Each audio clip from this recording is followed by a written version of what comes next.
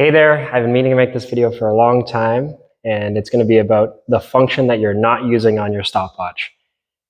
In this day and age now, we have all these fancy gadgets and watches, but as a coach and as an athlete and dealing with athletes, I think this function on your watch, no matter what you have, whether it's the Walmart special, the Apple Watch, any of the Garmin series, preferably the Forerunner, once you figure out how to use this function, and it's very basic, I think it can make your running a lot better. It makes following what coaches write you better. And it's really nice to look at information after you run. So it's called using the lap function on your watch. If you're not using lap function, you're missing out. Okay, so I'm just going to go through a little tutorial on how you would set that up. And there's really no setup required. It's just knowing where the button is and how it looks on paper. So if you're using any of the Garmin series or even a basic stopwatch, the screen you're going to be looking at by default is simply, you'll have your dial, you'll have your start and stop button up on the corner here. You're going to have a lap button on the bottom, usually bottom right, usually a light button or some sort of mode button or up and down arrows on the side here. And by default, when you go into your activity, you're going to have distance, time, and pace. Distance is your total distance. Time is just your total time. And the pace at the bottom, which you can change, is your instantaneous pace, or it's kind of in the moment what you're running. And you'll see if you're looking at that pace, it bounces around quite a bit because every couple of seconds it's changing. How you can access the lap kind of screen, most Garmin's, I'll speak to Garmin, the Forerunner series, because it's what I'm familiar with for many, many years. If you simply press the down arrow on the left-hand bottom dial there, it will take you to a second screen. And I believe you can have like 3 different screens, and I'm sure other apps can add more, but by default, the second screen, it changes from distance, time, pace to lap distance, lap time, lap pace. If you do any workout and you leave it on this screen, so by default, when I do workouts, I just switch it to that lap screen and I do everything from there. What I usually recommend is going into your settings and disabling the auto lap feature, especially if you're going to be doing a warm-up or any reps above a kilometer, because it will just keep on popping up that auto lap, and you don't want that to happen. So go and disable that. And that's what that screen is going to look like. It's going to have lap distance on top, so the current lap that you're running. If you never press the lap button, never press anything else, it would just continually add up. You have your lap time, again, the time for that current lap, and then your lap pace. Lap pace is a little different. If you start using the lap timer, what it does is it will kind of estimate your pace. So it won't change significant. The more you get into the lap, the more consistent of guessing the pace that you're running is. So this is really useful for any time-based intervals or longer reps where you just kind of need to set a nice steady rhythm. And if you, like, say, add a surge at the end, it's not going to manipulate that lap pace. So it can really give you a good estimate of what you're kind of averaging. So we're going to go through next kind of what it would look like in practice. So you've set up all the features, you've disabled the auto lap, you now have it on the lap screen, and what you're going to do is you're going to start, let's say, the warm-up. Okay, so you press the start button, you found the GPS, and you're going. Okay, in this case, you're doing the warm-up, let's just say 15 minutes.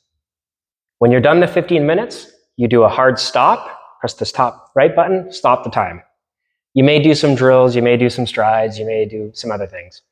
When you're ready to start the workout now, let's just pretend the workout we're doing is 3 by 1 kilometer with 2 minutes rest. You've again, in the background, all these features are all set up. You're ready to rock. When you go to start that workout, I'm on my first kilometer repeat, I press the start button. Okay?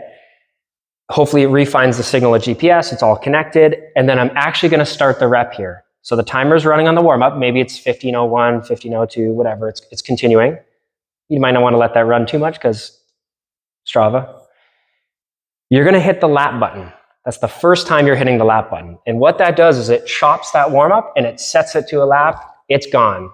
Okay? So because we're on this screen down here, it's going to reset to 0.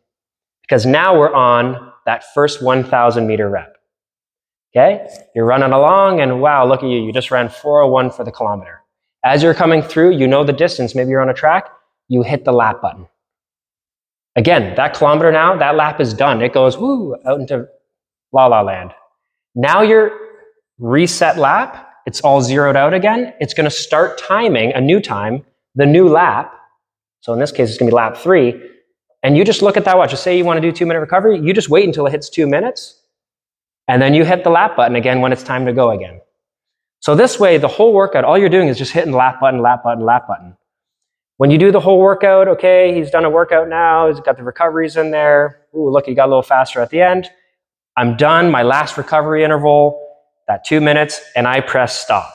Okay, maybe I just kind of want to reset, do whatever. I hit start again, I hit that lap button, and then it's going to break it for the recovery. Okay, so now I'm going to do a 10-minute cool down, press stop, save it, do all that. At the very end of your run, it's going to accumulate all this information. It's going to tell you, just using this example, okay, I ran 43 minutes, maybe some extra seconds from the transition, from the warm-up to the cool down. And the nice thing about the lap feature is on the fly, it's really nice. So you don't have to think about anything. You don't have to play around with your watch. You just lap, lap, lap. And if you're being coached by someone like me, it'll make it a lot easier to look at the workouts afterwards for yourself and for the coach. So afterwards, it's going to have this nice kind of stacked, almost like a spreadsheet type of look, where you'll have the warm-up and the pace associated with that, heart rate data, all that stuff. Then you're going to have the first rep of the workout, all the data along with that, the recovery, etc., all the way down. So it breaks it into these nice little chunks. And just like how you would write the workout, now you can display and view the information as the workout was written. Okay, so give the lap function a try. It's very powerful with all these new Apple Watches and things like that. A lot of those watches, it's pretty hard to even get that feature going because it's not a real running watch. Hate to tell you. Get the Forerunner series, Garmin, years and years and years of experience. I think it's a great, great running watch. Has all the smart features that you need. But yeah, even your most basic stopwatch from Walmart or wherever it is, the $10 special, usually will have a lap feature as well. It might not be as fancy as far as the screens, but it has that functionality and it can really help your running. So give it a try.